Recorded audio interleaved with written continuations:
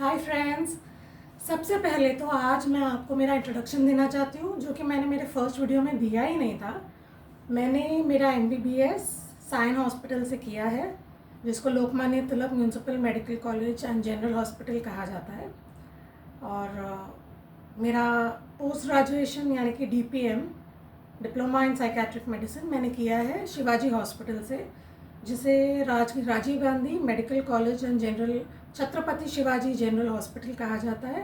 ये है कलवा थाना में। सो मेरा दोनों पोस्ट ग्रेजुएशन और अंडर ग्रेजुएशन मुंबई से ही हुआ है, एंड दोनों हॉस्पिटल्स गवर्नमेंट इंस्टीट्यूट्स ही हैं। सो जो कि अच्छा माना जाता है, बिकॉज वहाँ हमें ज़्यादा एक्सपोजर मिलता है, ज़्यादा पेशेंट्स आते हैं। सो अब मैं काम कर रही हूँ मलाड वेस्ट के मुंबई के ऑर्लम में, जहाँ पे सुराना हॉस्पिटल सिचुएटेड है। So I practise there and this was about me. आज मैं आपको कुछ बहुत ज़रूरी बताना चाहती हूँ, बट वो कोई डिज़ीज़ से रिलेटेड नहीं है। मैं आपको ये बताना चाहती हूँ कि पेशेंट्स और रिलेटिव्स किस दौर से गुजरते हैं जब उनको साइकेट्रिक डिजीज़ होती है। तो सबसे पहले हम चालू करते हैं एक बहुत ही जनरल नोशन से। जैसे बाहर के देशों का तो मैं नहीं बोल सकती, लेकिन इंडिया में अवेयरनेस बहुत कम है, और मेरा जो मकसद है ये वीडियोस बनाने का वो यही है कि मैं अवेयरनेस स्प्रेड कर सकूं अबाउट साइकेट्रिक डिजीज़ेस। तो पहली बात जो सबके दिमाग में आती है साइकेट्रिक डिजीज़ सुन के, कि कहीं ये इंसान पागल तो नहीं है। तो ये जो चीज़ है इसको हमें निकालना है, क्योंकि साइकेट्रिक डिजीज़ेस पागलों की बीमारी नहीं होती है।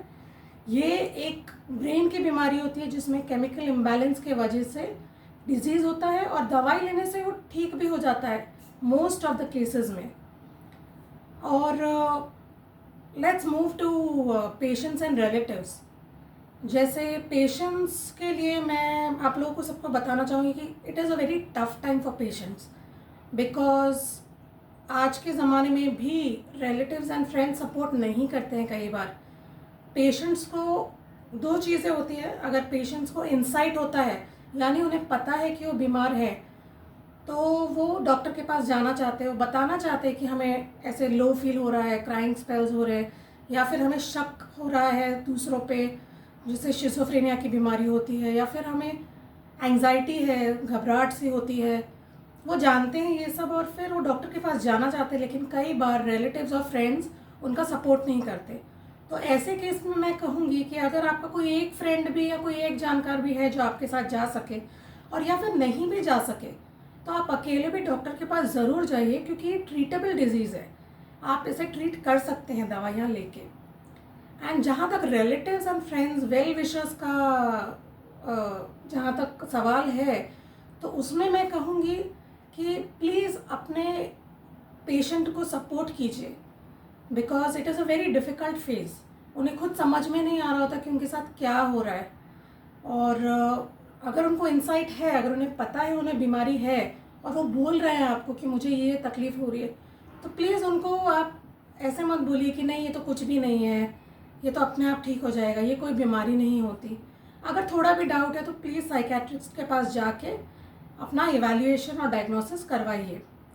और इन केस ऑफ इंसाइट नहीं होगा, अगर जैसे उनको पेशेंट को कई बार पता ही नहीं पड़ता कि वो बीमार है, वो कहते हैं नहीं हम तो एकदम ठीक है, लेकिन आजू बाजू वालों को, रिलेटिव्स को, फ्रेंड्स को पता चलता है कि इनमें कुछ प्रॉब्लम हो रही है। जैसे फॉर एग्जांपल शिज़ोफ्रेनिया में पेशेंट को शक होता है कि सब मुझे मारेंगे, या सब मेरे खाने में जहर मिला रहे हैं, या सब मुझे ही देख रहे हैं। कभी कभी नींद की प्रॉब्लम होती है, सो नहीं पाते हैं, और बड़बड़ करते हैं, अपने आप से बातें करते हैं। कभी कभी उनको हैलुसिनेशंस होते हैं, जैसे उनको कुछ दिख रहा है या कुछ सुनाई दे रहा है जो है ही नहीं वाकई में। तो ये सब चीज़ें अगर रिलेटिव्स और फ्रेंड्स को समझ में आ रही है, तो प्लीज़ आप उन्हें किसी भी तरह से साइकेट्रिस्ट के पास लेके आइए। एंड उनको ऐसे ऑप्शंस भी अवेलेबल होते हैं जहाँ पेशेंट को खाने में दवाई मिला के दिया जा सकता है। तो ये चीज़ें रिलेटिव्स के लिए है।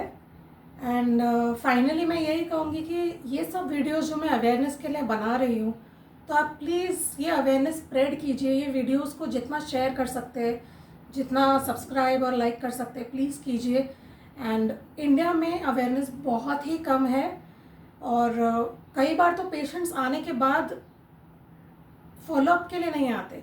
वो सोचते हैं एक बार हम चले गए बस अब यही दवाई ज़िंदगी भर खाएंगे, तो ऐसा नहीं होता है। रेगुलर फॉलोअप्स भी ज़रूरी होते हैं। तो ये सब बातें आज की ये बहुत इम्पॉर्टेंट वीडियो में मैंने आपको बताया है। सो नेक्स्ट वीडियो से हम फिर से डिजीज़ेस का चालू करेंगे। Stay tuned.